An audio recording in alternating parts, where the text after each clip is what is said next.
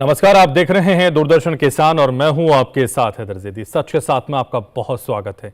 सच के साथ में सच्चाई के साथ हर मुद्दे पर जो किसानों से जुड़े हों उन पर हम बात करते हैं। हमेशा की तरह आज भी बात करेंगे और आज का जो हमारा विषय है बेहद अहम है। एल नीनो का हमारी फसलों पर किस तरह का प्रभाव पड़ रहा है और उससे किस तरह से हमारे किसान पार पा पाएंगे, इसको समझने के लिए एक खास पैनल हमारे साथ होगा और समझेंगे कि मौसम में होने वाले बदलावों से किस तरह से हमारे किसानों को आगे बढ़ना है और अच्छी खेती करके अच्छी आमदनी भी पानी है। इसकी समृद्धि के लिए लगातार प्रयास सरकार भी कर रही है और किसानों को विकसित करने का जो लक्ष्य है सरकार का, उसके लिए लगातार कार्य भी किया जा रहा है। लेकिन हमारे किसान वाकई क्या समृद्ध हो रहे हैं? क्या वाकई इससे पार लगाने के लिए किस तरह की प्रक्रिया को उन्हें अपनाना होगा, ये समझने के लिए चलेंगे पैनल के पास। लेकिन उससे पहले खास रिपोर्ट हमेशा की तरह आपको दिखाएंगे और उसके बाद लिए चलते हैं पैनल के पास।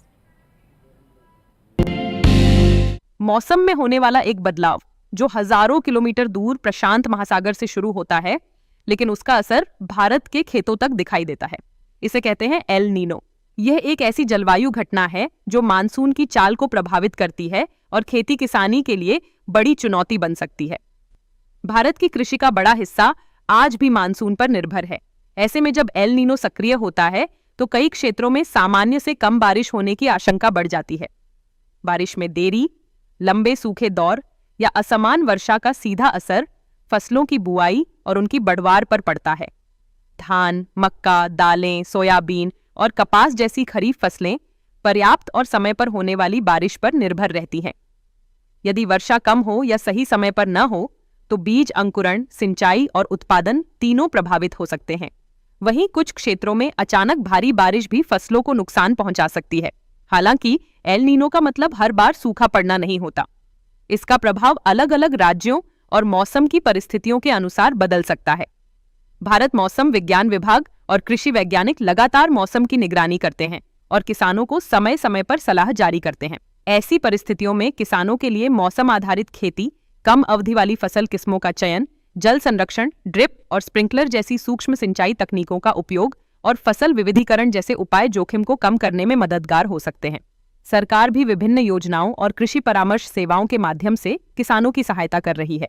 एल नीनो प्रकृति की एक वैश्विक जलवायु घटना है, लेकिन इसकी चुनौतियों का सामना वैज्ञानिक जानकारी, समय पर मौसम पूर्वानुमान और आधुनिक कृषि तकनीकों के सहारे किया जा सकता है। बदलते मौसम के दौर में जागरूकता और सही रणनीति ही खेती को सुरक्षित और टिकाऊ बनाने की सबसे बड़ी कुंजी है। तो सच के साथ में एक बार फिर से आप सभी का स्वागत है। खास मेहमानों के पास हम चलते हैं। सबसे पहले उनका परिचय हम आपको करा देते हैं। आज हमारे जो खास मेहमान होंगे जिसमें डॉक्टर दुष्मंता रंजन पटनायक जी हमारे साथ जुड़ गए हैं। बहुत स्वागत है सर सच के साथ में हमारा आपका। और आप साइंटिस्ट हैं, मौसम विभाग से हैं और हमारे साथ जुड़ गए हैं। हमारे साथ दिनेश कुमार जी जुड़ रहे हैं, प्रधान वैज्ञानिक हैं आप ICAR दिल्ली से। आपका भी बहुत स्वागत है सर हमारे इस खास कार्यक्रम में। हमारे साथ शिव कुमार जी जुड़ रहे हैं जो सीनियर पत्रकार हैं, आपका भी बहुत स्वागत है सर। और हमारे साथ देवेंद्र सिंह जी जुड़ रहे हैं जो फार्मर हैं, किसान हैं, मुरादनगर उत्तर प्रदेश से। आपका भी इस कार्यक्रम में बहुत स्वागत है सर। चर्चा की शुरुआत करेंगे और चर्चा की शुरुआत इसी से करेंगे। एल नीनो का हमारी फसलों पर किस तरह का प्रभाव पड़ रहा है ये समझने के लिए दुष्मंता जी सबसे पहले आप ही के पास आऊंगा और आपसे मैं समझूंगा कि सबसे पहले हमारे दर्शकों को ये सरल भाषा में बताइए कि एल नीनो है क्या और इससे कैसे हमारे जो फसलें हैं, हमारे किसान हैं, वो प्रभावित होते हैं। देखिए, एल नीनो जो है आजकल बहुत कॉमनली सारी जगह में यूज होता है। अगर साधारण तरह से मैं समझाऊं तो जो प्रशांत महासागर है वो बहुत बड़ा है। तो जो पश्चिम भाग साधारणतः गर्मी रहता है। अगर समुद्र के सरफेस में अगर देखेंगे तो उसका तापमान हमेशा गर्मी रहता है जो पश्चिम भाग।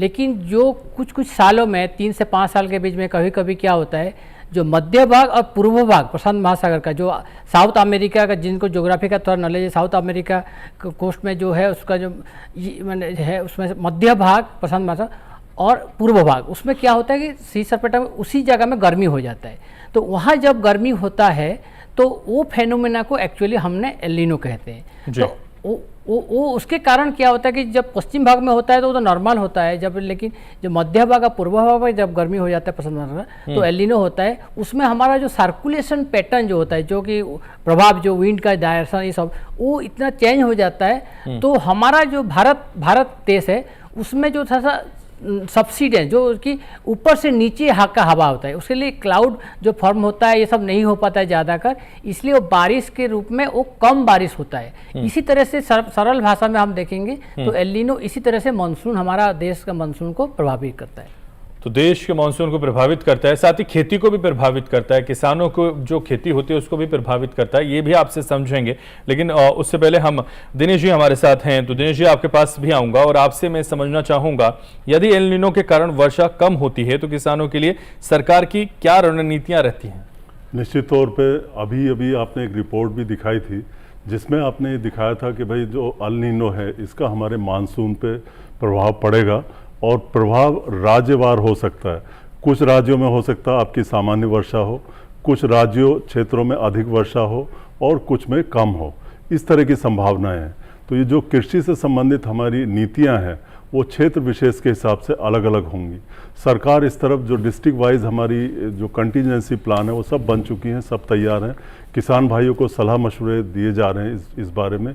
अभी जो अभियान चलाया था हमारा खेती बाड़ी का, जो जून के महीने में चलाया था जो हमारे कृषि मंत्री हैं, उसमें भी किसान भाइयों को इस ओर आकर्षण उनका किया गया था कि भाई आप पानी की बचत करो, कम पानी से कैसे हम पैदावार बढ़ाएं। और वैसे भी आज अगर हम देखें जयदीप साहब तो पानी की कमी चारों तरफ है। खेती में भी अगर ये मान लो ना भी हो, ये जो मानसून की कमी की बात बताई जा रही है, अगर ये ना भी हो तो भी हमारे पास पानी की कमी नहीं है। तो हमें ऐसी तकनीकों को अपनाना है किसान भाइयों को जो कम पानी में अच्छी पैदावार दे सके, मिट्टी पे उनका बुरा प्रभाव ना पड़े और पर्यावरण भी हमारा सुरक्षित रहे।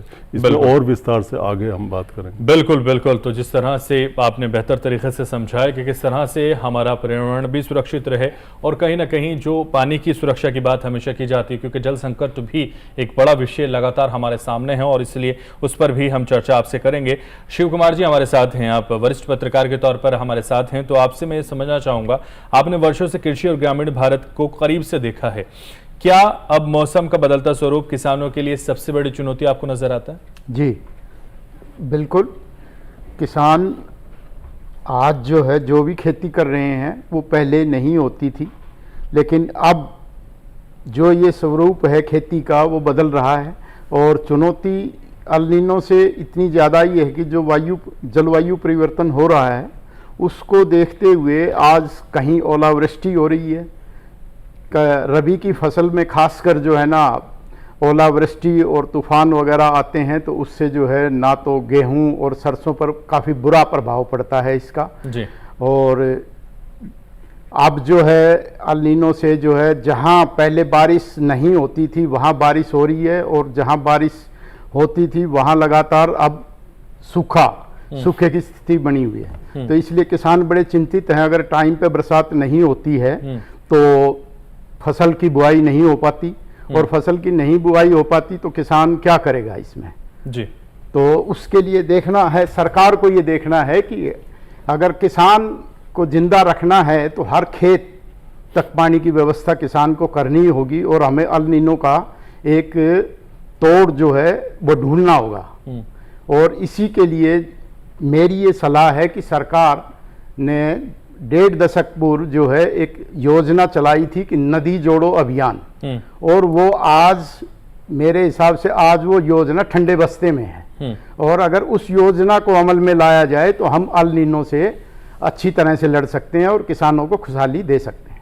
ठीक है, उस तरह की योजना पर भी आप जिस तरह से बात कर रहे हैं उस पर जो पॉलिसी मेकर हैं, तमाम मंत्री हैं, वो आपको ज़रूर सुनेंगे और इस पर भी ध्यान देंगे। देवेंद्र जी मैं आपके पास आऊँगा। देवेंद्र जी आप किसान हैं हमारे साथ, उत्तर प्रदेश से हैं आप, तो मैं आपसे ये समझूंगा कि क्या आपने अपने गाँव में मौसम के बदलते मिजाज का असर खेती पर महसूस किया है कभी? हाँ जी, मैंने महसूस किया है। बताइए किस तरह से? मैंने पशुओं पे भी महसूस किया है, उसके साथ में पशु भी जुड़े हुए हैं। मैंने मधुमक्खियों पे भी महसूस किया है, मैंने खेती पे भी महसूस किया है। जैसे हमारे यहाँ गन्ना क्षेत्र है, गन्ने क्षेत्र के अंदर अभी जो बरसात नहीं हो रही थी तो गन्ने के अंदर जो ना पत्ती पीली पड़ रही थी और ऊपर से सूख रही थी। मधुमक्खियों में जो मैंने देखा तो मधुमक्खियों का रंग कलर फील्ड हो रहा था, उनका जो काला रंग पड़ रहा था, जो हमारी मेलिफेरा नाम की मधुमक्खी है वो काले रंग पे आ रही थी। और पशुओं के ऊपर जो मैंने देखा, पशुओं का वेट कम हो रहा था उसका जो है गर्मी के प्रभाव से। तो ऐसे में क्या आपने महसूस किया और क्या सलाह आप देना चाहेंगे अपने किसानों को, हमारे देशवासियों को क्या कहना चाहेंगे? एक किसान होने के नाते क्या महसूस करते हैं आप, क्या होना चाहिए? एक तो सबसे पहले ये है कि मौसम को तो हम रोक नहीं सकते, ठीक है। जो भी होगा हमें सबसे पहले तो अपने पर्यावरण पर ध्यान रखना चाहिए। और दूसरी चीज़ ये है कि हमें पानी का बचाव करना चाहिए अपना जो है ना, जिसको हम सिंचित भूमि में जो है ना उपयोग कर सकें। तो पानी का बचाव करना चाहिए, यानी पानी का संरक्षण आपको करना चाहिए, पानी बचाना चाहिए, क्योंकि उससे आपको जब आवश्यकता होगी तो आप उसका इस्तेमाल कर पाएंगे। ये बहुत बड़ी बात आपने कही है। और इसीलिए वापस दुष्मंता जी आपके पास आऊंगा और आपसे मैं ये समझूंगा कि भारत में मानसून और एल नीनो के बीच कितना गहरा संबंध आप महसूस कर रहे हैं? देखिए, मानसून जो है ये बहुत बड़ा सिस्टम है, ग्लोब में है। तो ये एल नीनो एक फैक्टर है जो कि मानसून को इन्फ्लुएंस करता है, प्रभावित करता है। लेकिन हम पूरा सारा एल नीनो के वजह से पूरा मानसून है ऐसा हम नहीं बोल सकते। अगर मैं एक स्टैटिस्टिक जो दूंगा 1951, तो आपके अकॉर्डिंग क्या है? हाँ देखिए मैं बताता हूँ, वही बताइए। 1951 से अगर 2025 से 75 साल है, उसमें से अगर हम देखेंगे तो 17 एल नीनो ईयर है। मान लीजिए 17 एल नीनो ईयर में अगर हम देखेंगे तो 7 जो है जो हमारा डेफिशिएंट रेनफॉल हुआ, ओके 7, और बाकी 3 जो है आपका ये होगा कि बिलो नॉर्मल। डेफिशिएंट मतलब 100% से बिलो नॉर्मल मतलब थोड़ा सा कम है लेकिन बहुत डेफिशिएंट नहीं है। तो 10 साल ऐसे चला गया तो ओके, इतना साल चला गया तो बाकी जो कुछ बचा है वो नॉर्मल मानसून भी है।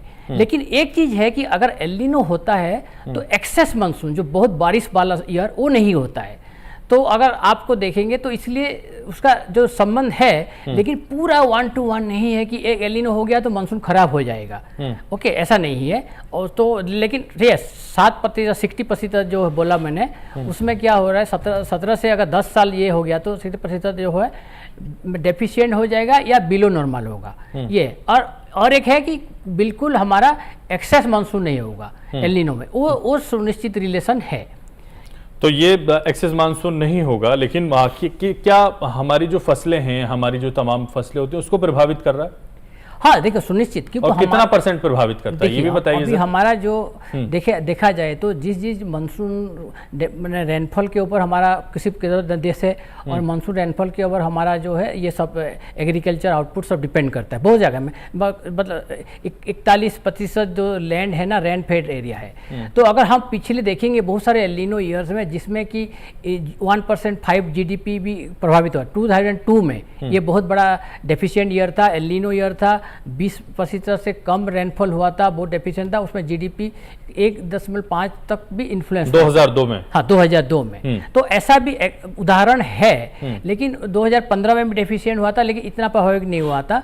तो ऐसे एल नीनो में अगर बारिश कम होता है तो एग्रीकल्चर प्रोडक्शन में थोड़ा सा कमी आ जाता है। लेकिन अभी आजकल क्या होगा, हमारा जो अर्ली वार्निंग सूचना है ना ये बहुत अच्छा हो गया है। इसके कारण हम क्या देखिए, बहुत पहले अप्रैल से हम जब दे दिया है भारत मौसम विज्ञान विभाग कि 20 साल में मानसून रेनफॉल कम होने वाला है। मानसून रेनफॉल कम होने वाला, उसको फिर हमने दोहरा के बताया कि जून में भी बताया कि यस कम होने वाला है। तो अगर आप देखेंगे तो ऐसा हो रहा है। जून के अंत तक हमारा 40% रेनफॉल कम हुआ था, लेकिन हमने जैसा बताया फर्स्ट 7 दिन में जुलाई आज 1 से 7 दिन तक 42% ज़्यादा हो गया। इसलिए काफ़ी हद तक मानसून का बारिश का मैंने मेकअप हो गया है।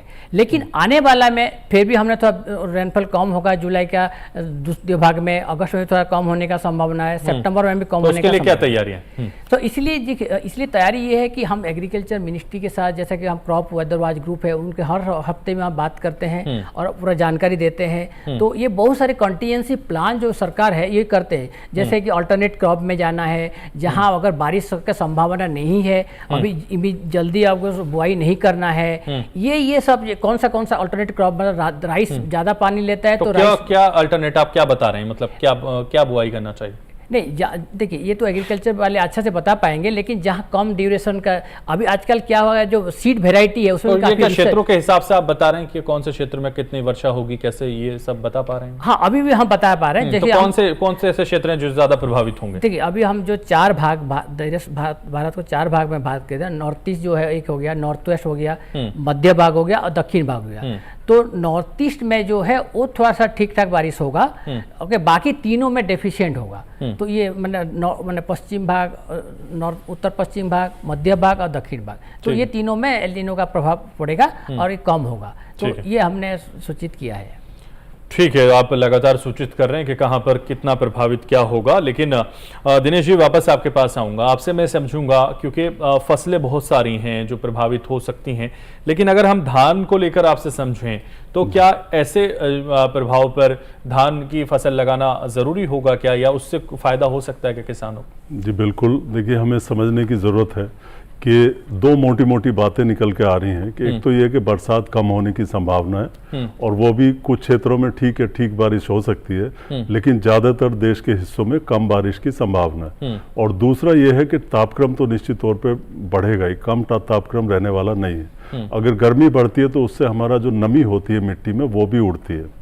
दूसरा, मौसम की जो हमारा मानसून है, इसकी कुल बरसात में तो कमी है ही, साथ साथ इसका वितरण भी बहुत महत्वपूर्ण होता है फसलों के उत्पादन में। जैसे मान लीजिए जिस क्षेत्र में ज़्यादा बरसात की संभावना या अच्छी बरसात की संभावना, वहाँ तो आप धान उगा सकते हैं, लेकिन जहाँ कम बरसात की संभावना है, जिन क्षेत्रों में, जैसे सर ने बताया अभी मौसम विज्ञान की तरफ से, तो उन क्षेत्रों में आप धान की जगह पे आप दूसरी फसलों के बारे में सोचें।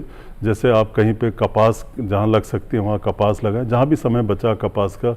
इसके अलावा सोयाबीन लग सकती है और मूंगफली लग सकती है, और आजकल हमारे जो श्री अन्न है, जो मिलेट्स हैं, उन पे भी ध्यान दिया जा सकता है। इस तरह की फसलों में हमें पानी की कम ज़रूरत होगी, नमी की कम ज़रूरत होगी। साथ ही साथ एक खास फसल है, मान लीजिए आप धान भी लगा रहे हैं तो उसको सीधी बिजाई से लगाएं, और इसका प्रभाव भी पड़ा है इस साल। जो उत्तर पश्चिमी भाग है हमारे देश के, पंजाब, हरियाणा, यहाँ पे हमारी सीधी बिजाई का चलन बढ़ा है। किसानों ने जून के शुरुआत में, मई के अंत में जो सीधी बिजाई है, काफ़ी बड़े स्तर पर धान की सीधी बिजाई की है। तो इस तरह के धान में पानी कम लगता है। साथ ही साथ आपको धान की जो है कम अवधि की किस्मों का चयन करना है। कम अवधि की चयन आपका कम पानी लेगी, कम अवधि की किस्म, इस पे ध्यान देना है। और सबसे और महत्वपूर्ण बात हमेशा के लिए मैं किसानों को बताना चाहता हूँ, वो है मिट्टी के अंदर आपको जैव पदार्थ बढ़ाना है। उसके अंदर ऑर्गेनिक मैटर या कार्बन की मात्रा जब तक आप नहीं बढ़ाएंगे, जब तक आप हरी खाद, देसी खाद, वर्मी कंपोस्ट, फसलों के अवशेष मिट्टी के अंदर नहीं मिलाएंगे, तो आपकी बहुत सारी समस्याएं हल नहीं होने वाली। अब पानी की बात करें, एक किसान की मिट्टी में देसी खाद अच्छे से डाला गया है तो उसके यहाँ पानी की संख्या कम लगेगी। एक फसल में मान लो गन्ना है तो गन्ने में 4 पानी उसके हो सकता है कम लगे, और दूसरा किसान जिसने देसी खाद का प्रयोग नहीं किया तो वहाँ पानी ज़्यादा डालना पड़ेगा। साथ ही साथ जैविक पदार्थ डालने के और बहुत सारे लाभ हैं। इसके अलावा जितना भी पानी हमारे देश में बरसने वाला है, जहाँ भी बरसेगा, उसका संरक्षण बहुत ज़रूरी है। चाहे आप तालाब में करें, चाहे आप जो छतों का शहरों में पानी है उसका भी संरक्षण करें, आर्टिफिशियल रिचार्ज करें हम अपने ग्राउंड वाटर को। इस तरह की चीज़ों को अपनाना पड़ेगा। जो वेस्ट हमारे देश में पानी का होता है उसको गांव में, डोमेस्टिक में, इंडस्ट्री में, एग्रीकल्चर में, सब जगह उस वेस्ट को कम करने की ज़रूरत है, और एग्रीकल्चर में तो खास करके इसकी ज़रूरत है। एग्रीकल्चर में इसकी ज़रूरत है, लेकिन अभी वर्तमान में जिस तरह से लगातार मौसम विभाग का कहना है, और हमारे साथ दुष्मंता जी जो बता रहे थे कि कई क्षेत्रों में जो है ये जो एल नीनो है इसका प्रभाव बहुत ज़्यादा रहेगा, और उसकी वजह ये होगी कि वर्षा कम होगी, लेकिन बाकी जगहों पर ठीक वर्षा होने की संभावना है। तो ऐसे में अगर हम कुछ क्षेत्रों को देखें तो आप क्या राय देना चाहेंगे कुछ क्षेत्रों के बारे में, अलग अलग क्षेत्रों के बारे में? दिनेश जी। जी बिल्कुल, अलग अलग क्षेत्रों की अगर हम बात करते हैं तो एग्रीकल्चर को लेकर, जी बिल्कुल, सबसे महत्वपूर्ण जैसे बात चल रही थी, फसलों का चुनाव हमें ठीक से करना है, और दलहनी और तिलहनी फसलें और जो श्री अन्न है इन पे हमें फोकस करना, धान पे फोकस हमें कम करना है। धान की बात हमने अभी बता दी थी कि अगर करना ही पड़ रहा आपको तो आप सीधी बिजाई से करें जहाँ जहाँ संभव है। इसके अलावा सब पर्याप्त मात्रा में जैव पदार्थ डालें। दूसरी तरफ जो हमारे श्री अन्न है या मिलेट्स हैं या दलहनी तिलहनी फसलें हैं, इनको हम ले सकते हैं क्योंकि इनकी अवधि भी मोटे तौर पर कम होती है और इनकी पानी की ज़रूरत कम होती है, और इन पे जो गर्मी आने वाली गर्मी है उसका भी असर कम होता है। तो ये इन सब चीज़ों पे ध्यान देना। दूसरी तरफ किस्मों पे भी हमें ध्यान देना। जो अलग अलग हमारी फसलें हैं, किस्मों में हमें ऐसी किस्मों का चुनाव करना है जो जी। गर्मी के प्रति सहनशीलता रखती हो, क्योंकि टेम्परेचर बढ़ेंगे, आपके संभावना है ज़्यादा रहेगा। तो हमारे ICAR ने बहुत सारी फसलों की किस्में निकाल दी हैं जो गर्मी यानी गर्मी के रहते हुए भी अच्छी पैदावार दे सकती हैं, या कहीं ज़्यादा बरसात होगी उसके लिए भी हमें किस्में हैं। तो किस्मों का चुनाव आपको खास करके करना है, और साथ ही साथ जो हमारी प्रैक्टिसेस हैं, जो हम करते हैं अपनी खेतीबाड़ी में, क्रियाकलाप हैं जो हमारे, उनमें परिवर्तन लाना। अब पानी है, जैसे पानी जहाँ जहाँ संभव हो सके वहाँ पे हमें मल्चिंग करनी चाहिए। मल्चिंग मतलब पलवार बिछा दें अपनी मिट्टी के ऊपर, तो पानी हमारा कंजर्व होता है। खास करके बारानी क्षेत्रों में, वर्षा आधारित क्षेत्रों में मल्चिंग जो हम पलवार बिछाते हैं, ऊपर अपने फसलों के अवशेष बिछा देते हैं मिट्टी के ऊपर, उससे पानी का जो है कंजर्वेशन होता है, संरक्षण होता है। इसके अलावा जो ड्रिप सिंचाई है, स्प्रिंकलर सिंचाई है, उसकी भी बात काफ़ी की जा रही है, उस पर भी हमें फोकस करना है। कम पानी से हम उसकी पानी की लेकिन सबसे महत्वपूर्ण जो मैं समझ रहा हूँ वो किस्मों का चयन की जो बात आपने कही है वो सबसे महत्वपूर्ण है। अगर किस्मों का चयन ठीक से करेंगे तो उन सारी जो समस्याएं हैं जो मौसम से आने वाली हैं उससे बचा जा सकता है, उससे कहीं ना कहीं हमारे किसानों को लाभ हो सकता है। और यही मकसद है हमारा कि वो समझें कि कहाँ क्या लगाना है और कैसे लगाना है। ये सब हमारे एक्सपर्ट्स लगातार इस चर्चा में आपको बताएंगे और भी जानकारी देंगे। लेकिन यार रुक रहे हैं एक छोटे से ब्रेक के लिए, फौरन हाजिर होंगे, बने रहिए डीडी किसान पर। ब्रेक के बाद एक बार फिर से सच के साथ में आप सभी का स्वागत है। लगातार चर्चा यहां जारी है और चर्चा जारी है एल नीनो का हमारी फसलों पर किस तरह का प्रभाव पड़ता है। इस प्रभाव को समझने के लिए लगातार हम चर्चा कर रहे हैं खास मेहमानों के साथ, और मेहमान लगातार स्टूडियो में मौजूद हैं और इसलिए रुक करते हैं शिव कुमार जी का। शिव कुमार जी वरिष्ठ पत्रकार हैं और इसीलिए इनसे समझेंगे कि मीडिया किसानों तक मौसम और कृषि संबंधी जानकारी पहुंचाने में किस तरह की भूमिका निभा रही है। देखिए, आज का जो युग है, जो टीवी और मोबाइल का युग है, सोशल मीडिया का युग है, इसमें जो है सोशल मीडिया किसानों के लिए आज बहुत ही लाभदायक सिद्ध हो रहा है। और सभी तरह की फसलों से जुड़ी जानकारी हो या फिर विशेष कोई फसल या कोई फ्रूट के जो है खेती करनी है, उसमें जो है आज जो है सोशल मीडिया पे एक्सपर्ट जो है अपनी राय रखते हैं, और हमारे वैज्ञानिक भी जो है समय समय पर जानकारियां उपलब्ध कराते हैं। और मीडिया इसी कड़ी को जो है एक्सपर्ट से और किसान तक जोड़ता है और उनको दिखाता है। इसमें सबसे बड़ी बात क्या है कि पहले हमारा किसान जो है इतना पढ़ा लिखा नहीं था और उसको ज़्यादा जानकारियां भी नहीं थी, लेकिन आज सोशल मीडिया का युग आने के बाद से किसान हर छोटी से छोटी जानकारी, चाहे वो बाजार से जुड़ी हो या उसको फसल बेचने की हो या भाई मौसम से जुड़ी हो, या फसल मुझे इस खेत में मेरे में क्या कमी है और क्या है उससे जुड़ी हो, सब जानकारियां आज वो जो है इस पे सोशल मीडिया पे साझा कर रहा है। और हम मीडिया का यही दायित्व बनता है कि वो जो है सभी जानकारियां किसान तक पहुंचाता है और किसान इसका लाभ उठाता है। कुछ भी जो भी नई चीज़ है, आज जैसे सरकार कहती है कि किसानों की आय दोगुनी करनी है, तो उसके लिए मीडिया भी का सबसे बड़ा रोल यही है कि मीडिया हर उसको जो है ना किसान को एक जानकारी उपलब्ध करा सकता है। और इसके लिए सरकार ने भी कुछ योजनाएं चलाई हैं, जैसे हेलो से है अपना किसान जो है किसान कृषि दर्शन पे जो ये चलता है प्रोग्राम हेलो का, तो इसमें भी जो है ना किसान जो है कहीं से भी बैठे बैठे अपनी फसल के लिए जानकारी ले सकता है। ये भी एक मीडिया का ही पार्ट है जी।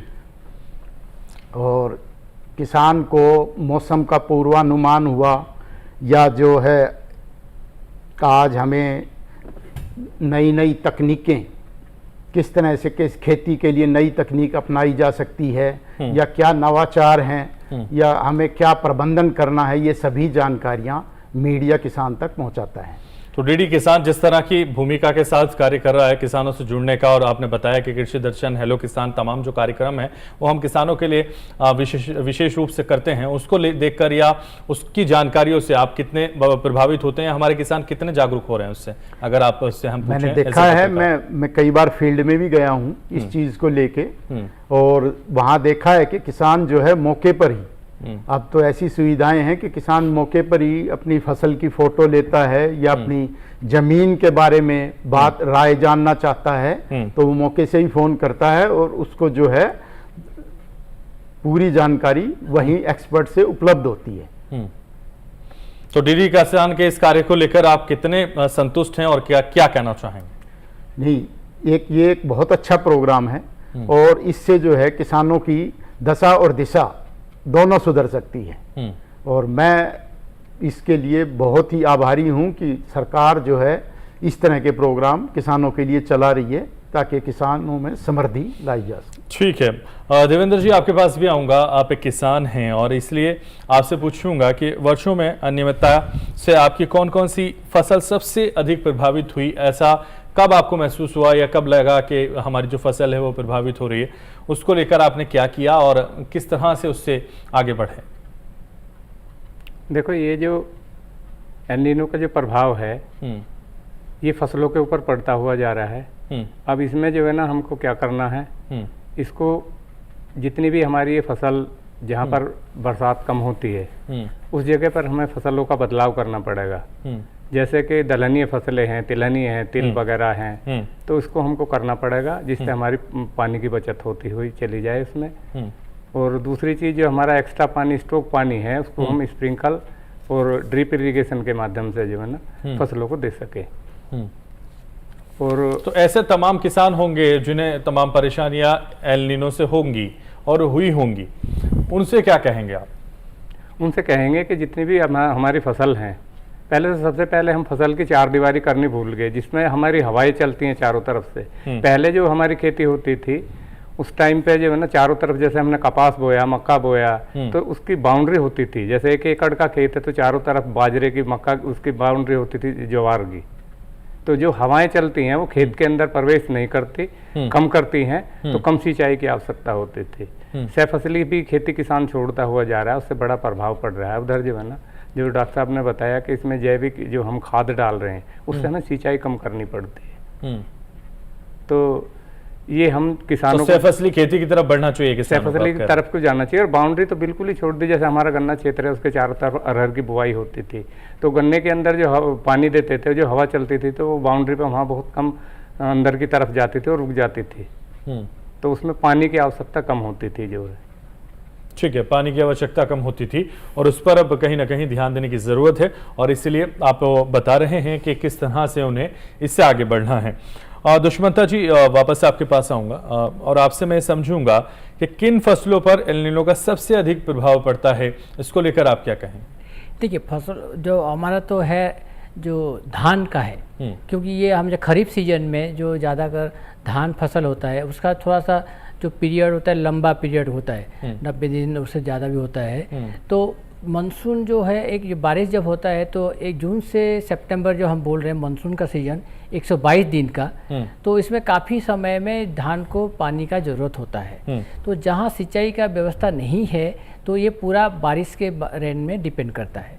तो उसके चलते हुए कि जो धान ज़्यादा कर प्रभावित होने का संभावना इसमें है, क्योंकि ये ज़्यादा पानी भी लेता है। तो ये इसलिए ये धान है। बाकी जैसा कि दूसरा भी है, सोयाबीन हो गया, ये फसल में भी होता है। देन जो शुगर केन हो गया, उसमें भी तो जो पानी, इसमें भी थोड़ा सा प्रभाव पड़ता है बारिश कम होने का।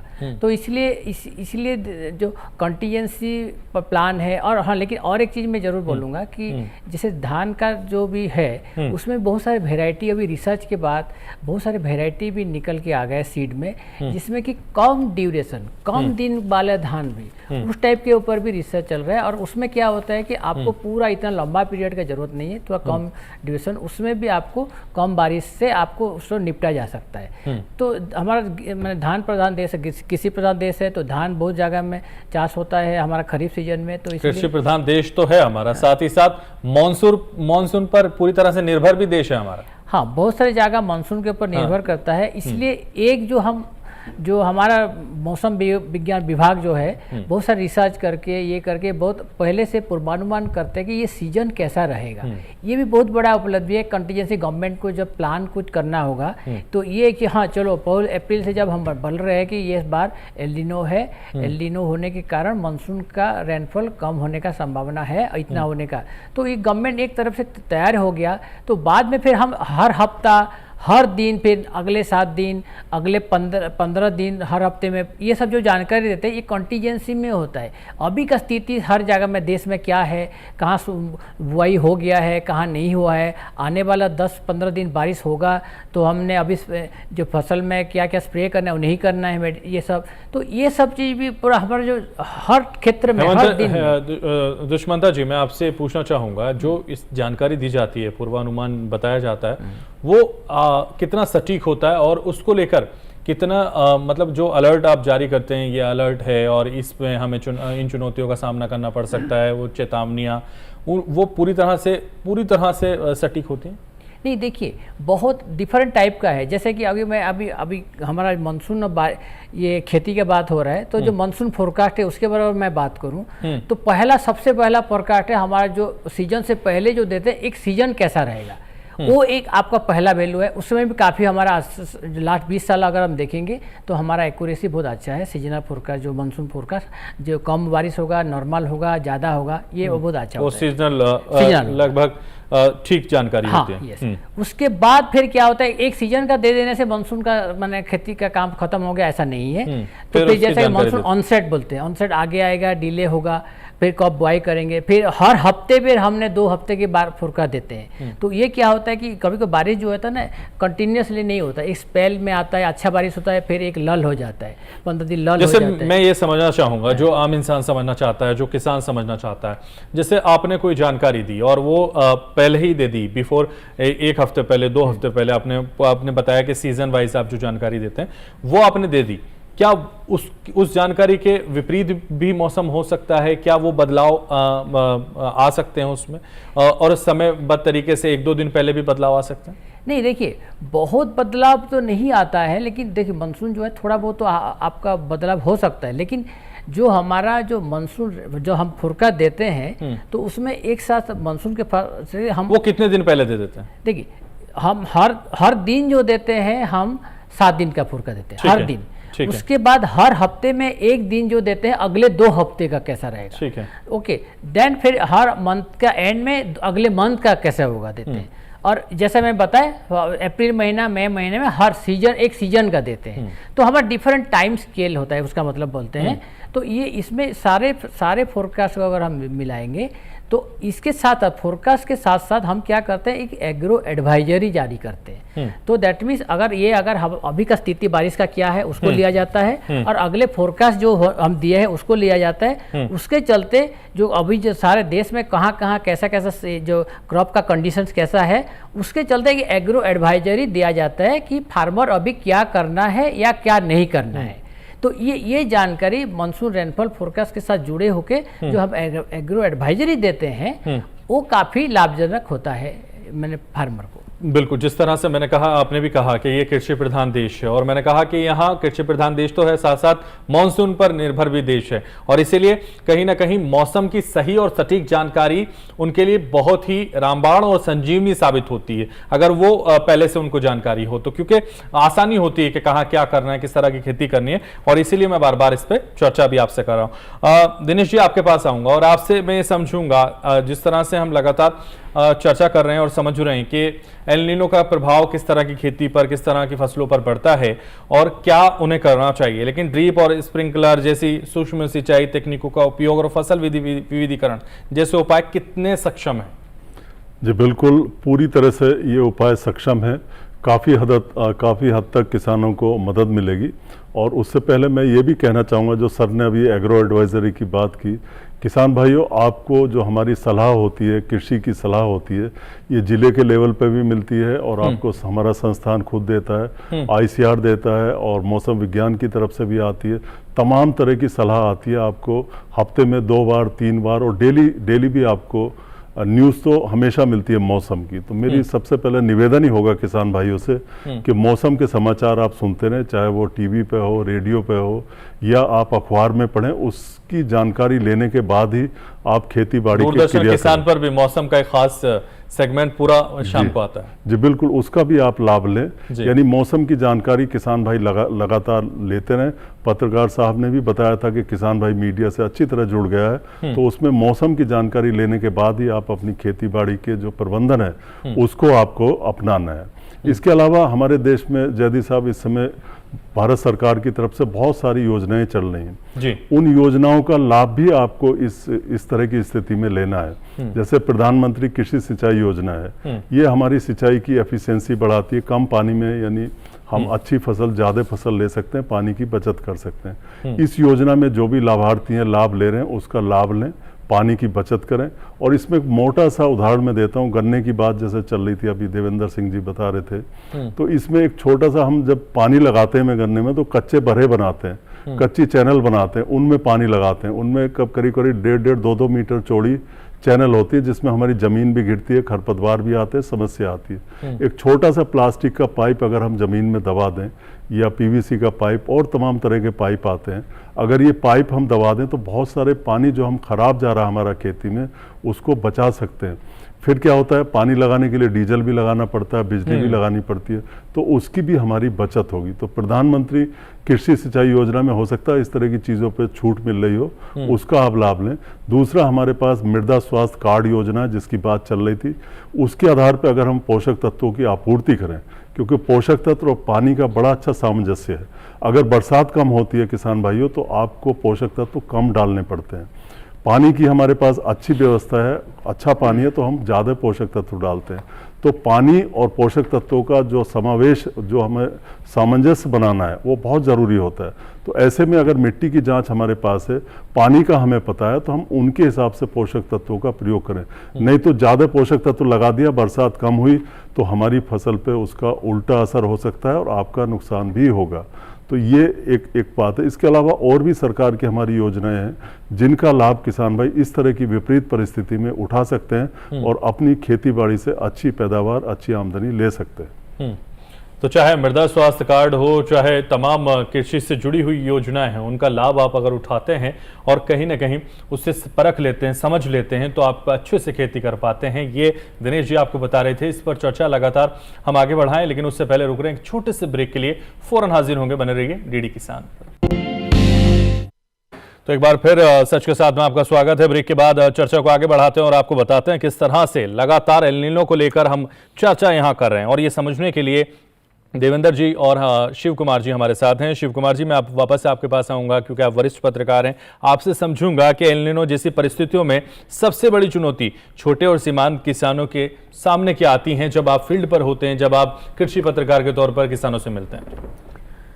देखिए, जब किसान शब्द आता है तो किसान और खेती से ही जुड़ता है।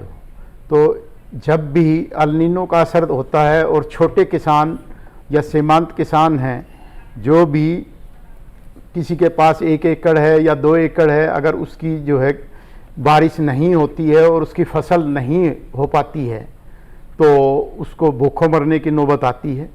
ऐसे में सरकार भी देखती है कि क्या करना चाहिए और क्या नहीं करना चाहिए, लेकिन फिर भी किसान जो है ज़्यादातर अपनी खेती को लेकर चिंतित होता है और इसके लिए या तो वह, तो जब आपकी मुलाकात होती है किसानों से, बातचीत होती है, आपसे संवाद वो करते हैं, जब आप फील्ड में होते हैं, तमाम किसानों से मिलते हैं, जाहिर है हमसे भी मुलाकात होती है और वो इन सारी चीज़ों को लेकर कहीं ना कहीं गंभीर स्थिति के बारे में बताते हैं, तो आप क्या राय उनको देते हैं या फिर वो क्या कहना चाहते हैं कि ऐसा होना चाहिए, सरकार को ये करना चाहिए, वो बताइए ताकि आपकी आवाज़ देश भर के किसान सुने, हमारे तमाम मंत्री सुने और तमाम जो पॉलिसी मेकर हैं वो भी सुने।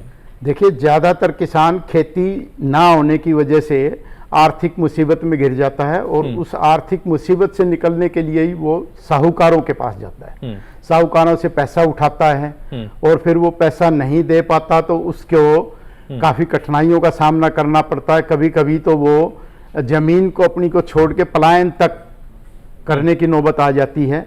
या आपने सुना होगा कि भाई किसान ने आज जो है ना आत्महत्या कर ली या इस तरह के मामले। लेकिन अब तो हालात बदले हैं, क्योंकि 2014 के बाद से हैं। जिस तरह से माननीय प्रधानमंत्री नरेंद्र मोदी जी जिस सपने के साथ काम कर रहे हैं और विकसित भारत की तरफ बढ़ने की बात कर रहे हैं, उसको लेकर अब तो लोगों के हालात बदल रहे हैं, क्योंकि अब सीधे जो योजनाएं हैं उनके खाते में, अकाउंट में उनको पैसा दिया जा रहा है, चाहे प्रधानमंत्री सम्मान निधि हो, फसल बीमा योजना हो, मत्स्य संपदा योजना हो, किसान क्रेडिट कार्ड हो, तमाम ऐसी योजनाएं चलाई जा रही हैं जो सीधे किसानों से कनेक्ट करती हैं। तो अब बदलाव नहीं आ रहा क्या? प्रधानमंत्री सम्मान निधि से सीधा बदलाव नहीं आया क्या?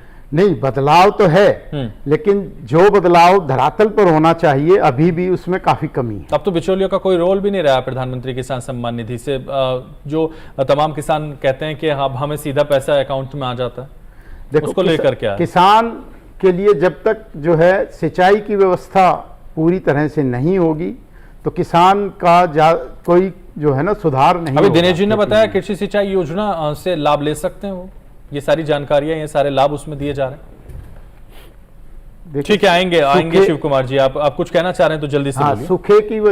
सूखे की वजह जो है अल नीनो ही है, और सिंचाई व्यवस्था ढंग से ना होने के कारण ही जो है किसान आज परेशानी में है। ठीक है, उस परेशानी को भी जरूर हमारी सरकार समझेगी, क्योंकि वो किसानों का दर्द समझती है, किसानों की परेशानियों को समझती है, और इसलिए उस पर कहीं ना कहीं वो विचार भी करती है और तमाम योजनाएं भी चलाती है, उस पर भी वो समझेंगे। देवेंद्र सिंह जी, आप बेहतर बता सकते हैं, आप किसान हैं, जब एल नीनो से होने वाली परेशानियां, दिक्कतें, समस्याएं जब उत्पन्न होती हैं खेती में, उस खेती को प्रभावित करती हैं जो आप लगाते हैं, तो आप ऐसे में क्या महसूस करते हैं और क्या कहते हैं सरकार से? देखो, इसमें सरकार की हमारी प्रधानमंत्री सिंचाई इरिगेशन योजना चल रही है, उससे हम काफी लाभ ले रहे हैं किसान। जो क्या लाभ मिलता है उससे बताइए जरा, पूरे देश के किसान आपको सुनेंगे। उसमें जो है ना, सबसे पहले तो छोटे किसानों के लिए 90% सब्सिडी पे जो है ना इस इरिगेशन को लगाया जा रहा है। ठीक है। उसमें ड्रिप इरिगेशन है, स्प्रिंकल इरिगेशन है।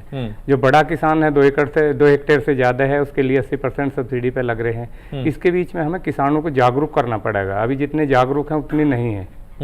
और इसके अंदर एक एग्रीकल्चर डिपार्टमेंट से एक छोटा जो पाइप आता है, उसकी भी योजना चली हुई है, उसका टारगेट थोड़ा सा बढ़ाया जाए, जिससे हर एक किसान उसको जो लाभ ले ले। जो हमारे भरे होते हैं, नालियाँ वगैरह होती हैं, उनकी जगह हम उसका प्रयोग कर रहे हैं, तो वहाँ पानी वेस्ट होने से रुक रहा है। ठीक है, तो उसकी थोड़ी योजना सरकार जो है ना, थोड़े टारगेट आते हैं उनको बढ़ाया जाए जो है।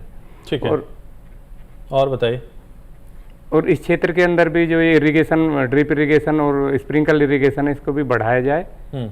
और इसमें थोड़ा सा केसीसी, जो किसानों का केसीसी किसान कार्ड है, किसान क्रेडिट कार्ड, हाँ जी, उसको थोड़ा सा और बढ़ा दिया जाए, तो उसमें जो ना जो किसान, अभी कितनी लिमिट है? 3 लाख?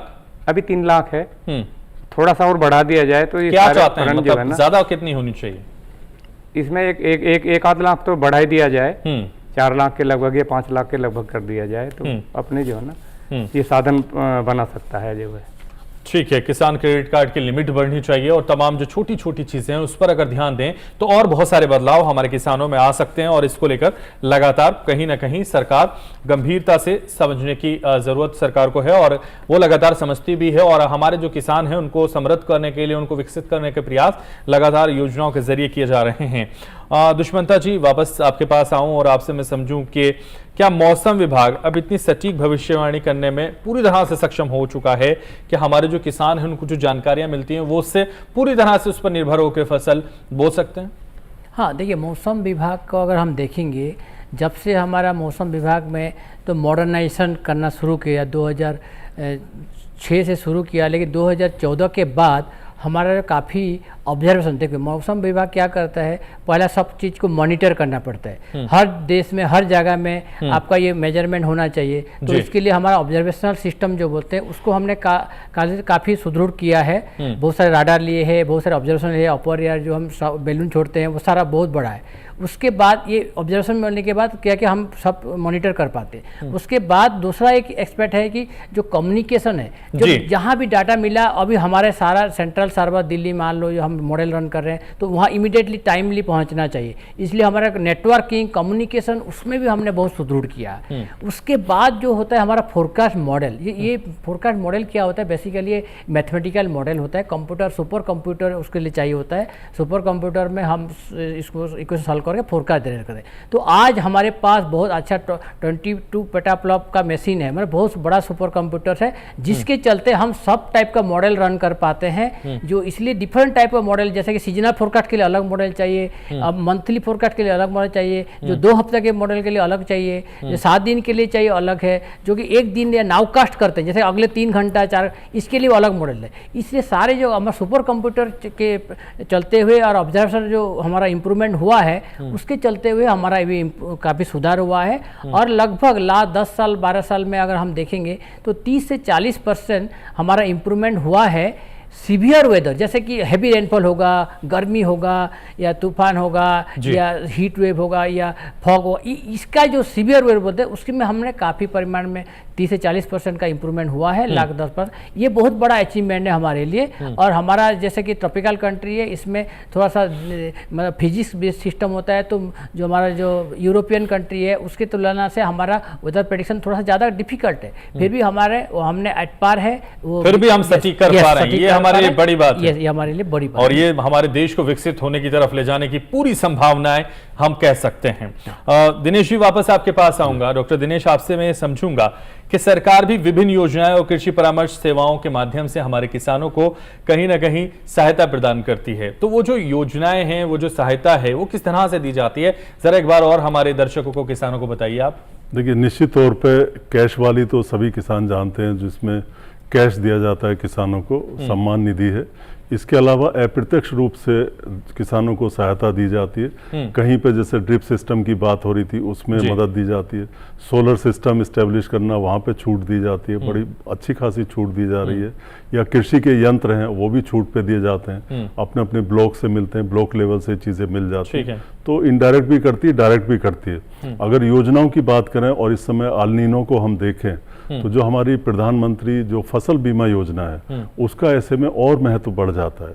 क्योंकि जैसे कि हम मान के चल रहे हैं, बरसात कम होती है, तो कई बार हमारे किसानों की फसल जो है, तो एल नीनो से प्रभावित होने वाली फसलों पर भी फसल बीमा पूरी तरह से काम करती है? जी बिल्कुल करेगा, क्यों नहीं करेगा। तो किसान भाइयों को यही जागरूक होना है कि अपनी फसलों का बीमा कराएं, और बीमा कराने के बाद अगर कोई हानि होती है तो उसका आप कंपनसेशन लें, उसका आप लाभ लें। तो इस ओर आपको ध्यान देना है, क्योंकि इस तरह की परिस्थिति में जब बरसात कम हो, या कहीं पे हो सकता ज़्यादा भी हो जाए किसी क्षेत्र में, या कहीं बिल्कुल ना हो, तो ऐसी दशा में संभावना होती है कि फसलों को नुकसान हो।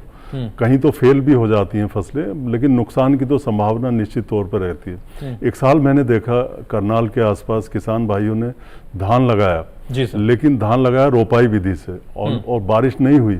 बारिश नहीं हुई क्योंकि सारा पानी वो लगा नहीं सकते थे अपने अंडरग्राउंड वाटर से, तो उनकी धान की फसल मैंने देखा गाय को चरानी पड़ी। फिर उन्होंने सोचा इसमें हम उड़द लगा दें, उसके बाद उन्होंने उड़द लगा दिया अगस्त के महीने में। फिर ज़्यादा बारिश हो गई तो उड़द भी मर गया। तो कई बार किसानों की फसलें जो है, कम ऑनसेट ऑफ मानसून लेट हो तब भी नुकसान होता है, और ज़्यादा बारिश हो जाए तब भी नुकसान होता है। इन परिस्थिति में जो फसल बीमा योजना, ये काफ़ी सहायक हो सकती है किसान भाइयों के लिए। और दूसरी तरफ आपको 2-3 बातों का ध्यान रखना है। एक तो जो भी पानी हमारे पास आता है, बरसात का पानी खास करके, जितना हो सके उसको हमें इकट्ठा करना है। रेन फेड फार्मिंग की बात हो रही।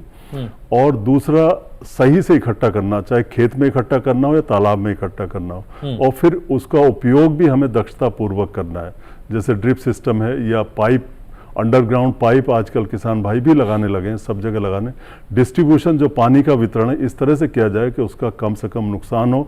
और फसल लगाने की भी विधियां हैं कुछ किसान भाइयों, जैसे हम अब मक्का की फसल लगा रहे हैं। मक्का की फसल हम फ्लैट जमीन में लगाते हैं, सीधे फ्लैट जमीन है, बिना रिज फरो सिस्टम के लगाते हैं। आधी से ज़्यादा मक्का फ्लैट मेथड से लगाते हैं किसान, लेकिन अब रिज फरो मेथड आ जाता है, जिसमें खूड़ बनता है गहरा, और एक मेड़ बन जाती है, और उस मेड़ पे मशीन होती है, प्लांटर होता है, बेड प्लांटर, वो मक्का को लगा देता है। इससे क्या होता है, पानी की बचत होती है। अगर ज़्यादा पानी हो जाए, ज़्यादा बरसात हो जाए, तो रिज फरो सिस्टम से जो है वो ज़्यादा पानी को भी हमारी मक्का की फसल बर्दाश्त कर लेती है। तो इस तरह से जो सोइंग की टेक्निक है, सोइंग की विधियाँ हमारे, वो भी कई बार किसान भाइयों को मदद कर सकती हैं। अब बाजरा ही कोई लगाता है मान लीजिए, और निश्चित तौर पे बाजरा सूखे में लगाया जाता है, वर्षा आधारित होता है, लेकिन वहाँ भी आजकल राजस्थान बाढ़ के हिस्सों में बाड़मेर, जैसलमेर बाढ़ सुनने में आती है। मैं ये नहीं कह रहा इस बार बाढ़ आएगी, लेकिन ऐसी स्थिति में अगर आप रिच फरो सिस्टम अपनाते हैं तो बाजरे की फसल में आपको अधिक पानी से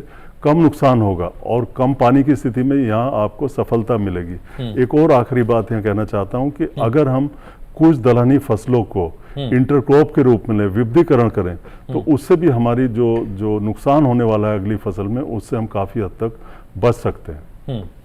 तो देखिए, जितने भी नुकसान हैं उससे कैसे बच सकते हैं, डॉक्टर दिनेश कुमार बेहतर तरीके से आपको समझा रहे थे। शिव कुमार जी, आप चूँकि पत्रकार हैं और कृषि से जुड़े हुए हैं, तो मैं आपसे पूछना चाहूँगा कि आज का जो कार्यक्रम है हमारा वो एल नीनो पर है और एल नीनो से फसलों पर जो प्रभाव पड़ता है उस पर है। उसको लेकर अगर मैं आपसे कहूं कि आप क्या सीख देना चाहेंगे, आपकी पत्रकारिता के दौरान किस तरह का अनुभव आपको हुआ, क्या कहना चाहेंगे आज के इस कार्यक्रम में आप, तो क्या कहेंगे?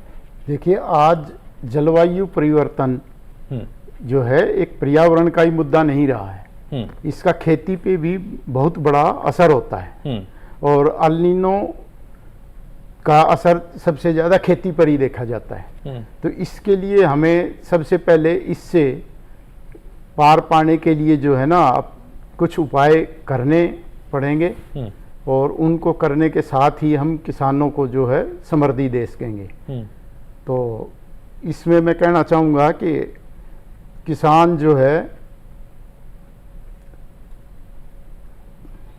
जी, किसान बताइए क्या करे किसान इसमें सबसे पहले जो है अपने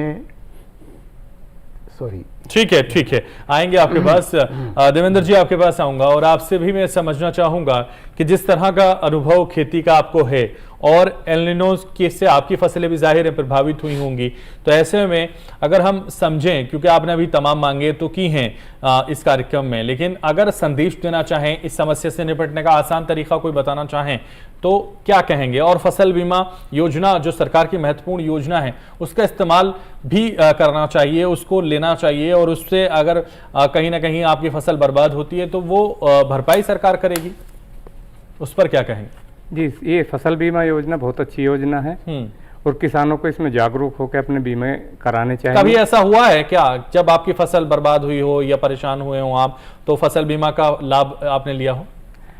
जो ये फसल बीमा योजना है इसमें पहले एग्रीकल्चर डिपार्टमेंट से जो है ना फसल बीमा कराना पड़ता है और दूसरा ये किसान कार्ड के साथ जुड़ा हुआ है, तो उन्हें सूचित करना पड़ता है जो हमारी फसलों के अंदर नुकसान हुआ है, तो किसान जो इसको कराता है उसको तुरंत सूचना दे देनी चाहिए बीमा एजेंटों के थ्रू एग्रीकल्चर डिपार्टमेंट से। और दूसरी बात एक और है, ये जितने भी एग्रीकल्चर इकाइयों पे हमारे जो बीज हैं, जैसे मटर, जैसे हमारा जो बाजरा है, अरहर है, उड़द है, ये हमारे लेट आते हैं, तो इसको जो है ना समय पे किसान को मिल जाने चाहिए जिससे वो अपनी जो है ना सोइंग ठीक समय पे कर सके।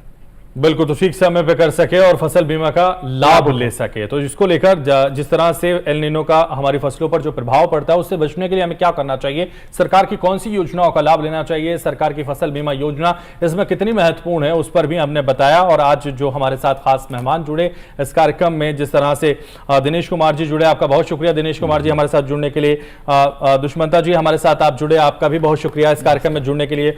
और हमारे साथ शिव कुमार जी जुड़े, आपका भी बहुत शुक्रिया सर हमारे साथ जुड़ने के लिए। देवेंद्र जी हमारे साथ जुड़े, आपका भी बहुत शुक्रिया इस कार्यक्रम में हमारे साथ जुड़ने के लिए। तो जिस तरह से लगातार हम चर्चा करते हैं और ये समझाने का प्रयास भी करते हैं कि जो भी विषय है उस पर कितने गंभीर तरीके से समझा जाए ताकि हमारे किसान उस समस्या से पार लगा पाएं, उस समस्या से समृद्धि की ओर बढ़ पाएं, जिसका को लेकर सरकार लगातार प्रयास भी कर रही है, योजनाएं भी चला रही है और उन योजनाओं का लाभ किसानों तक पहुंच भी रहा है। और अगर इस तरह की समस्याएं, छोटी छोटी समस्याएं अगर खत्म हो जाती हैं तो वाकई हमारे किसान समृद्ध हो जाएंगे और समृद्धि की तरफ बढ़ेंगे तो विकसित भी हो जाएंगे, जिसका सपना माननीय प्रधानमंत्री नरेंद्र मोदी जी ने देखा, उस पर कहीं ना कहीं पहुंचने में वक्त नहीं लगेगा। तो फिलहाल हमें दीजिए इजाजत, फिर किसी मुद्दे पर होगी बातचीत, तब तक के लिए देखते रहिए डीडी किसान। नमस्कार।